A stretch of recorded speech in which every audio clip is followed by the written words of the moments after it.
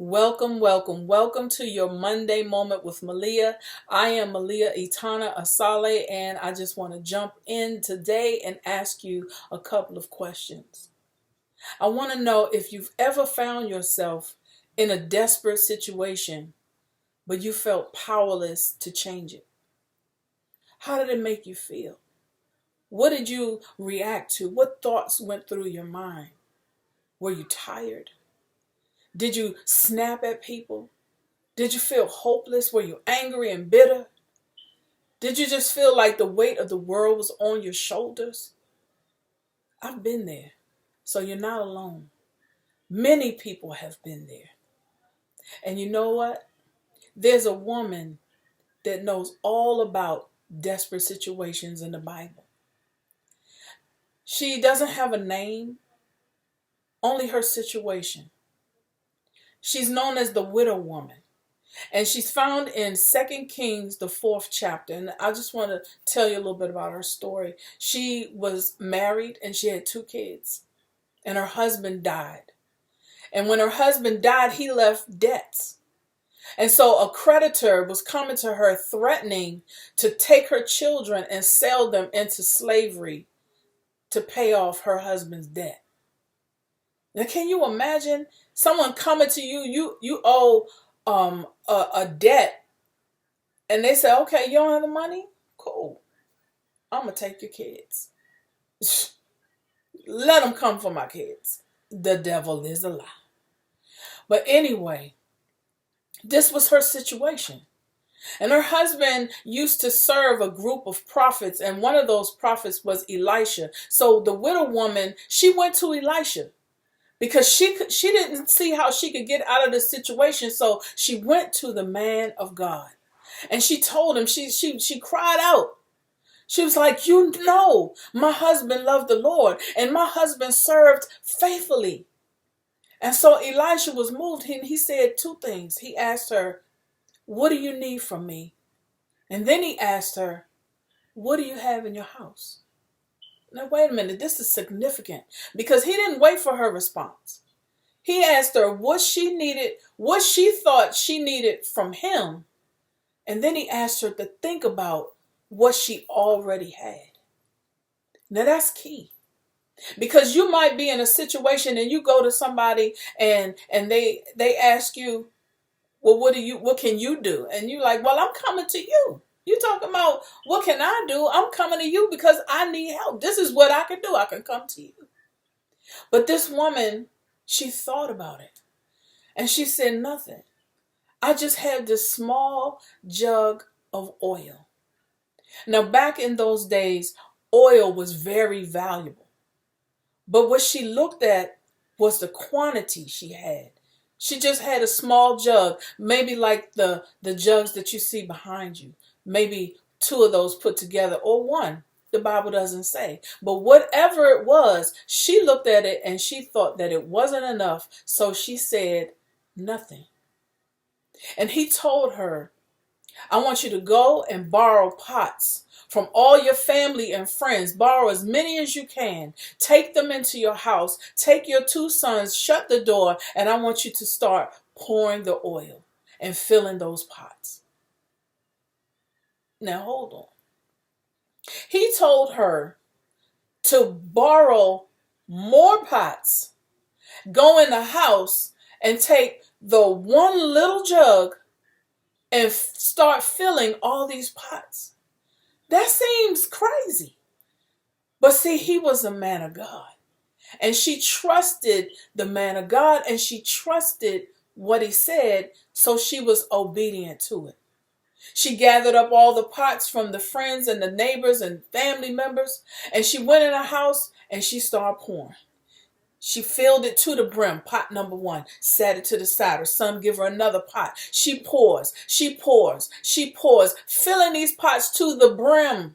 Not halfway, to the brim, setting them to the side. And so she's, after pouring several pots, the Bible doesn't say how many, she just poured. And she said, give me another pot. And her son says, Mama, they're all gone. There's no more pots.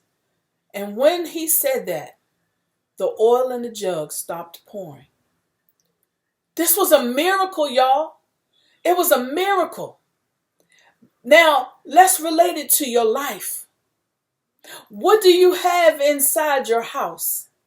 What do you have in you that you can do? Can you cook? Do you love event planning? Do you love watching children? Do you love writing? Do you love driving? Do you love sewing? What is it that you already have that can help your desperate situation? Now you may go to someone and they tell you, look, you tell them, I got this bill and they threatening to take my car. They threatening to put me out. They threatening to cut me off this and kick my kids out of school. And the person says, well, look, you love to cook and can't nobody make cakes like you. Go cook some cakes and sell them. Or you can sew, girl.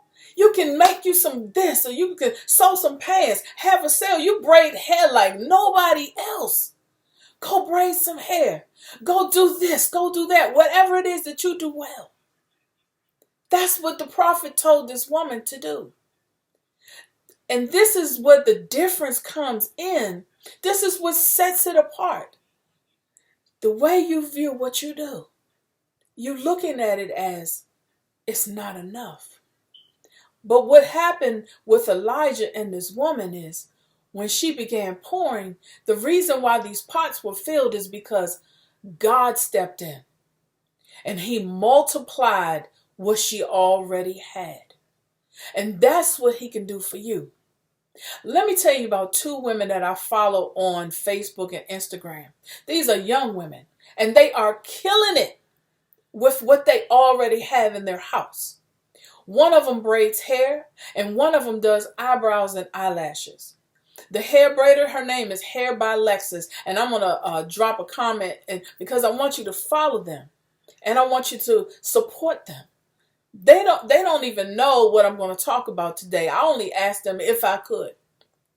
I watch these women because I look at everything and everything inspires me. And these women inspire me because what I love is their hustle.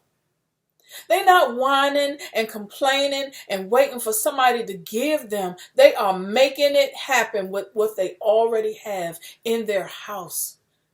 And God is multiplying it. Both of them are single young women with 2 sons. And they are using what they already have in the house. And they're taking care of they're taking care of their responsibilities and their families. Now let's get back to this widow woman. What she does when she sees all these pots filled, she runs to the prophet and she tells him all about what happened. And he tells her, I want you to take the oil and sell it. And I want you to pay off your husband's debt. And then you and your sons can live off the rest. What? She had that much? She just went to him to help her get out of her desperate situation, to pay off what her husband owed. And now when God put his hand to it, not only can she pay off that debt, but she and her sons can live off the overflow. What do you have in your house? And will you be obedient to pour it out? That's what this woman was. She was obedient. She believed the man of God and she acted on what he said. You don't have to run to the man of God. You can run to God. In 2020, go to God. Give him your desperate situation and let him show you what you already have. Then believe what he says and be obedient without hesitation. Don't keep looking at what you have in your mind. Don't lean to your own understanding, but acknowledge God in all your ways, and he will direct your path. He will show you how to take what you already have and fix your desperate situation. And then you will have even more because his hand is in it. He'll give you overflow. I promise he will. Just trust him. What do you have in your house? And will you be obedient to pour it out? This is your Monday Moment with Malia Itana Asale. I'm She. Have a blessed day. I'm out.